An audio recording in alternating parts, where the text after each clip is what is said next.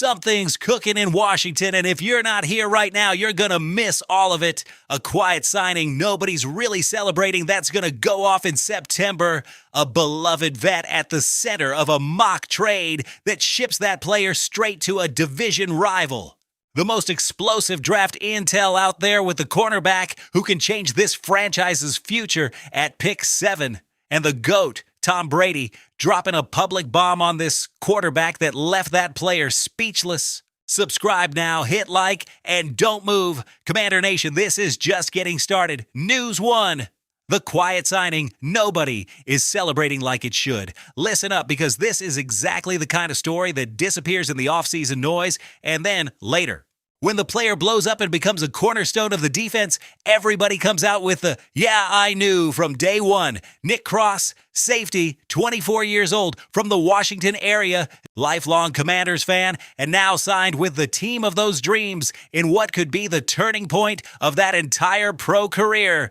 Bro, if that's not a movie script, I honestly don't know what else you all need.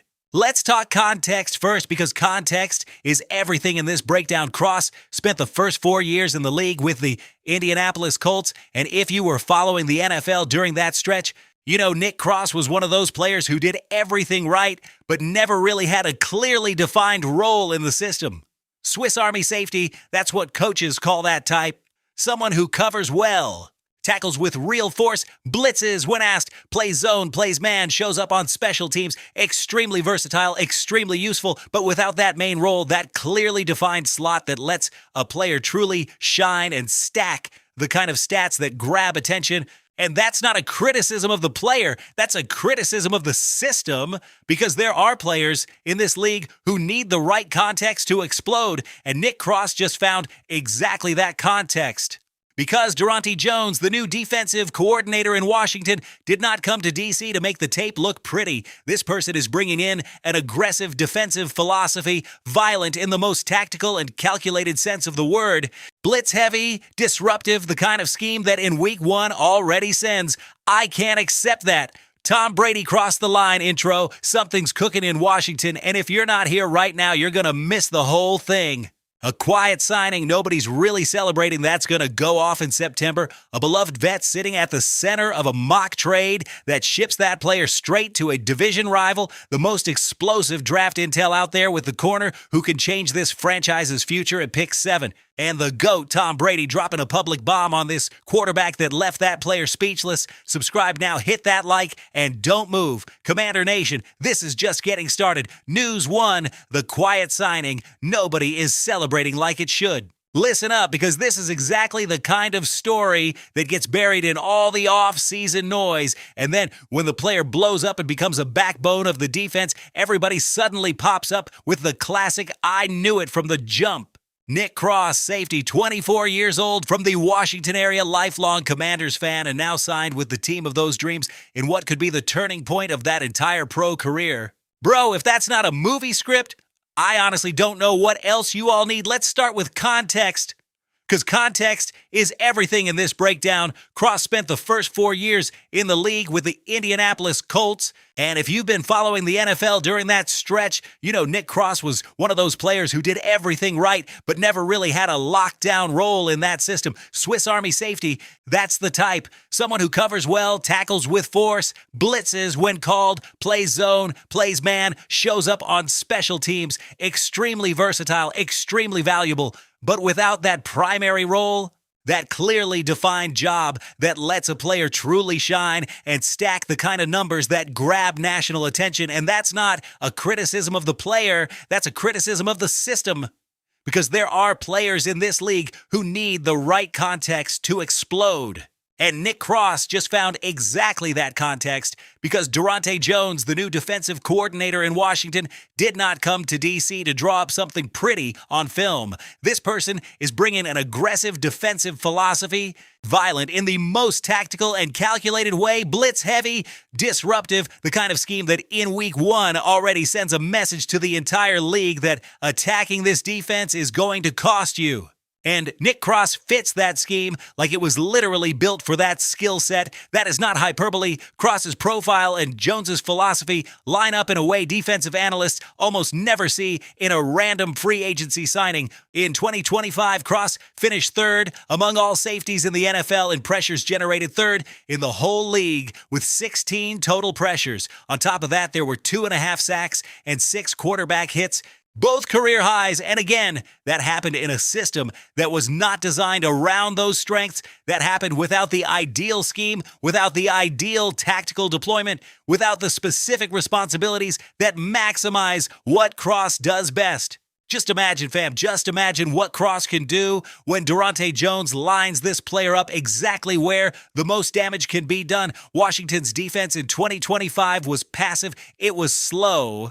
It was predictable. It was a defense with no identity, no nasty edge, none of that aggressiveness that makes an offense hesitate. Fans lived that in real time way too many Sundays last season. There were plays where the opposing quarterback had all the time in the world to scan the field, process, reset, and still nobody got there to create the necessary chaos. That's over. With Jones as DC, that whole era is officially done, and Nick Cross is one of the first players to embody that transformation. What excites me most about this signing, beyond the pure X and O angle, is the motivational factor. Cross is coming in with something you cannot buy: hunger to prove there was underuse. 4 years of steady work in a market that never treated that safety like a star. And now the perfect chance to become exactly that. Players with that chip on their shoulder, with that personal drive that doesn't come from the money, but from the need to prove something, tend to overperform in ways that shock even the most experienced scouts. And there's a piece almost nobody is talking about in any breakdown I've seen: the local connection. Cross grew up a Commanders fan, grew up watching this team. When a player signs with the team rooted for as a kid, the team that was loved before going pro, there's an extra layer of motivation that doesn't show up on any spreadsheet, but you can feel it in the bones at every practice, every game, every big moment. That kind of energy is contagious in a locker room, and this franchise, especially on defense, needed that juice in 2026. The deal is cost-effective, which means Peters grabbed real value at a discount. It's not the signing that's going to show up on the big national best offseason moves lists. It won't generate the Odafe Owe buzz or the Chig Okonkwo hype. But when Washington's defense starts making noise in September, when the clips of Cross getting home on quarterbacks start circulating all over social media, people are going to be asking who that safety is that keeps showing up everywhere. And we, the ones locked in today, already know the answer: Nick Cross. The quiet signing nobody saw coming, and everybody is going to celebrate later. All right, let's breathe. That was real analysis. That was actual roster building talk.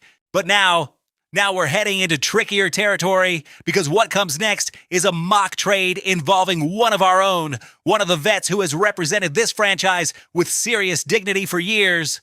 And the question that has to be asked without getting sentimental is it time to say goodbye? News 2, the mock trade splitting. Commander Nation mock trade. The Ravens want Darren Payne. There are trades you read and go, that's interesting. There are trades you read and think, that actually tracks. And then there are trades you read that make you stand up, walk around the room, and really check how you feel. This mock trade is absolutely in that third category.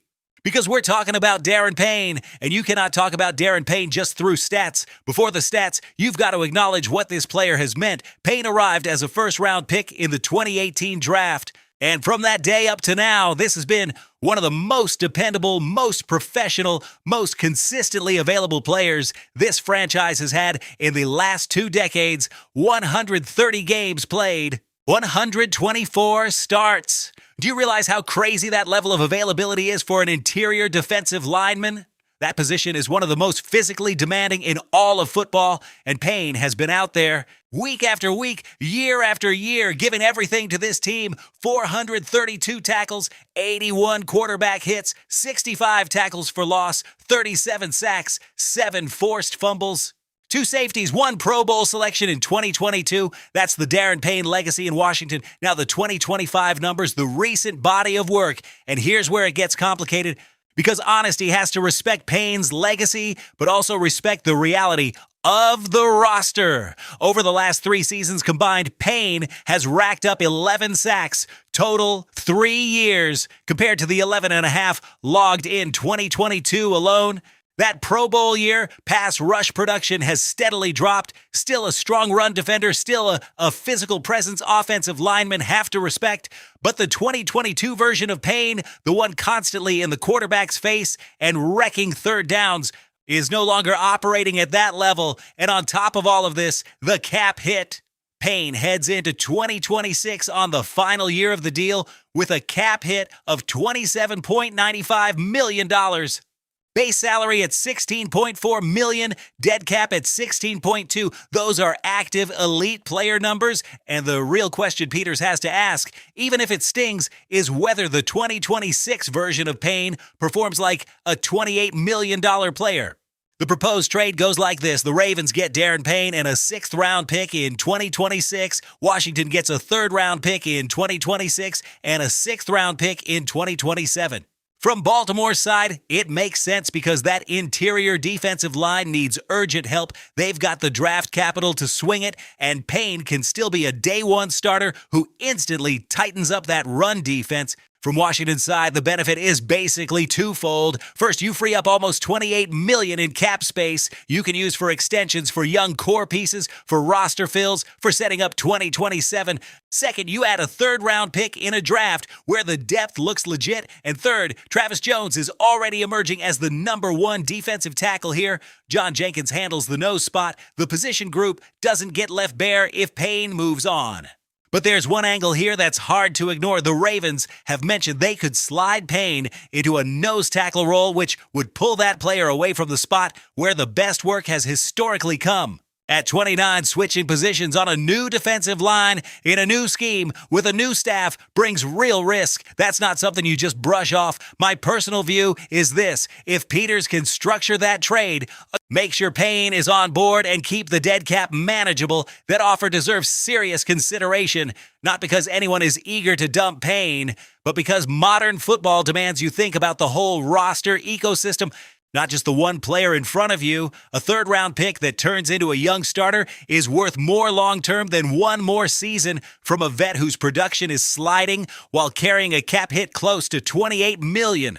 But I want to hear from Commander Nation. Drop it in the comments. Are you trading Darren Payne or letting that contract run its full course in Washington with full respect? Because that's a conversation where both sides absolutely deserve to be heard. Okay, fam, we've gone through Nick Cross. We've worked through the Darren Payne dilemma. Now we're at the draft, the hottest, most argued, most polarizing topic around what this team should do with the 7th overall pick. Mansour Delane, and when you're done listening to this, you're going to understand exactly why this cornerback could change this franchise's future. And after all of that, Brady, don't forget Brady. Because what that person said about Jaden Daniels still has my heart racing. News 3, pick 7 and the cornerback who can change everything. The Commanders invite Mansour Delane for a top 30 visit. Bro, this is it. This is the topic that's been getting chopped up for weeks on every Commanders podcast, every Reddit thread, every WhatsApp group of fans I know. What are the Commanders doing with the 7th pick? Are they hunting for another weapon for Jaden Daniels or focusing on locking down the defense? And the answer, at least according to the latest draft intel, is pointing straight at Mansour Delane, the LSU cornerback who's been invited to Ashburn for a top 30 visit. And I want you to understand how serious a top 30 visit actually is before anything else. Each team is allowed to invite up to 30 prospects to their facility before the draft.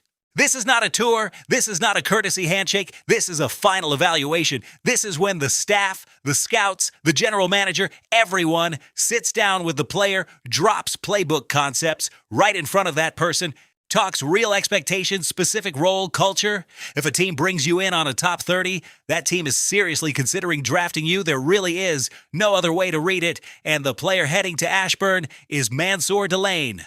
Cornerback LSU, 22 years old, 6 feet tall, right on the dot, 190 pounds. And bro, the numbers from that last college season are the kind that make you double check to make sure you're not reading them wrong. In 2025, Delane allowed exactly 13 catches the entire season, 13 for a total of 165 yards with 0 touchdowns allowed all year. And the passer rating when targeted, which is pretty much the most honest and revealing stat there is for corners, was 31.1. 31.1. Fam, let me put that in context. In the NFL, a passer rating under 50 when quarterbacks throw at a corner is considered excellent. Under 40 is elite. Under 32 basically means quarterbacks going at Delane would have been better off throwing the ball straight into the ground. That number speaks to not just talent, but total dominance in coverage. Now, the context of Washington's cornerback room, because you cannot analyze a draft pick in a vacuum. The reality for the 2026 cornerback group is that there are clear, documented problems on the outside. Mike Sainristil had a very tough 2025, one of the most questioned seasons on the whole roster. Amik Robertson was added in free agency and will probably operate as the nickel corner, which is valuable but does not solve the need for a solid outside CB1. Trey Amos had a rookie season that had every fan hyped until a fibula fracture cut that year short, and there is real uncertainty about full availability for opening day. Put all that together, and what does it mean? It means rolling into week 1 without an outside corner who can line up on the opponent's WR1 in press man coverage is a huge vulnerability. Offensive coordinators in this league are too good not to exploit that. We already lived that last year. We know what happens when your outside coverage has leaks. What really excites me about Delane's profile is not just the coverage numbers, it's the press man ability. Because there is a major difference between a corner who can hold up in zone and a corner who can truly play press man at a high level. In zone, you move within the structure of the call, you have help. You have leverage rules. In press man, you're standing directly across from the other team's best receiver at the line, getting hands on to throw off the timing, then running stride for stride, knowing you're basically the last layer before a wide open catch. Delane does that better than almost anyone in this class. And it's not just ability, it's mindset. This is the type of corner who enjoys that one-on-one battle. The comparisons floating in scouting circles are Derek Stingley Jr. and Patrick Surtain II. Those are not names that get tossed around lightly. Surtain is widely seen right now as the best cornerback in the league, a true shutdown corner. Stingley was the 3rd overall pick in 2022 and is building one of the strongest resumes at the position. Putting Delane in that same conversation is basically saying you're looking at a future franchise corner, the type of player you think of when you talk about a team's defensive era. And the recent Commanders' history with corners is painful. Fam, the Marshawn Lattimore trade was exactly the kind of move that leaves you without outside coverage and without the resources to fix it. Lattimore cost real picks, arrived with massive expectations, could not stay consistently healthy or on the field, and that chapter ended up being one of the most frustrating of the recent front office era. Delane is not that player. Delane comes in young, hungry, and without the injury history that clouded Lattimore's arrival. I know the argument on the other side exists and deserves respect. Why not use 7 on a wide receiver for Jaden Daniels? It's a fair discussion. Jaden needs weapons. There isn't a true WR2 who consistently creates mismatches outside. A top-tier receiver in this class could transform what the offense can do. I fully understand that. But here's my answer to that. You can upgrade the offense in a lot of different ways. In later rounds of the draft, on waivers, in the next free agency wave. A truly elite corner, the shutdown type that gets comps to Surtain and Stingley, is not going to be sitting there in round 2, is not showing up on waivers, and is not signing in free agency without a monster price tag you can't really afford when you're holding pick 7 and the best corner in the class is still there. The correct move almost every time is to take the corner. If Peters calls Mansour Delane's name on draft night, I'll be right here live with all the energy because that would be a statement to the whole NFC East and the entire NFL that the Commanders are building something real on both sides of the ball. And now, fam, we're here. We made it. I said the best was coming at the end. I said what Tom Brady said about Jaden Daniels was wild, unexpected, the kind of thing where once I lay it out, you need the full context just to process how far that went. Let's go. Take a breath. News 4, Tom Brady versus Jaden Daniels. What the GOAT just dared to say. Tom Brady drops a public bomb on Jaden Daniels, and nobody saw it coming. All right, listen, before I tell you exactly what happened, I need you to get back into the headspace of who Tom Brady is and what it means when Tom Brady talks about someone specifically. This is the 7-time Super Bowl champion, the official no-argument GOAT of the National Football League. Someone who, during that playing career, was so mentally tough, so quietly calculated about opponents, that when there was a public mention of another player, everyone paid attention. Brady doesn't talk just to talk. Brady doesn't just throw words into the air. When Brady says something, it's because there was thought behind it. It was chosen carefully, and that person knows exactly what impact it's going to have. So tell me this, how important does Jaden Daniels have to be for Tom Brady, the GOAT, to call out that name publicly at an event? Exactly. Jaden is already in the heads of the big names. Here's what went down.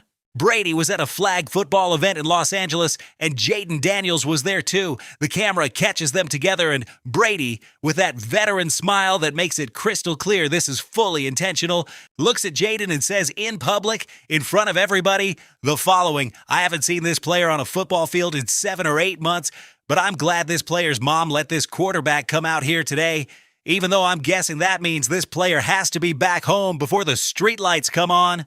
Bro, Jaden Daniels' mom? Tom Brady went straight at Jaden's mom in public, on camera, with zero visible remorse. Now, to understand why that is way more than a simple old head joke, you need to know who Regina Jackson is. Jaden Daniels' mom is not just the mom. Regina Jackson is also that quarterback's agent, handles the contracts, the branding, the marketing, the entire NFL representation. This is literally the person who negotiates with teams when Jaden's future is on the line. And when Jaden got hurt last season and those RG3-style comparisons started swirling, those comparisons no Commanders fan wants to hear, it was Regina who went public asking people to stop manifesting negativity around that player. That moment got plenty of media attention. Brady clearly saw it. Brady clearly remembered. So Brady shows up at that event, sees Jaden, and with the precision of someone who knows the room, fires that exact shot. It wasn't an outright insult. It wasn't loud or obviously harsh. It was Brady using trash talk mastery in the cleanest, sharpest way, making you feel small with a smile in front of everybody with just enough humor that nobody could officially complain, but everybody understands the message perfectly. Translated from Brady speaking a plain language, the message was, Jaden, you're still a kid. You still lean on your mom. I'm the GOAT, and I've watched quarterbacks come and go thinking they could replace what I did.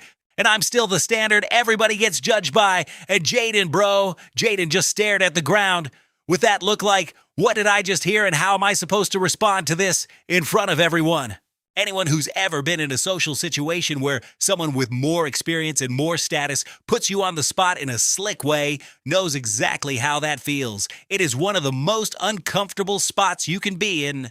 And Brady pulled it off perfectly. So was Brady funny? Technically, yeah. Did Brady cross a line by publicly going at Jaden's mom, who is also the professional rep? That's where the debate lives. Because there's a big difference between talking trash about a quarterback's performance and making a crack about the mother in a context where that mom is part of the public storyline for the player.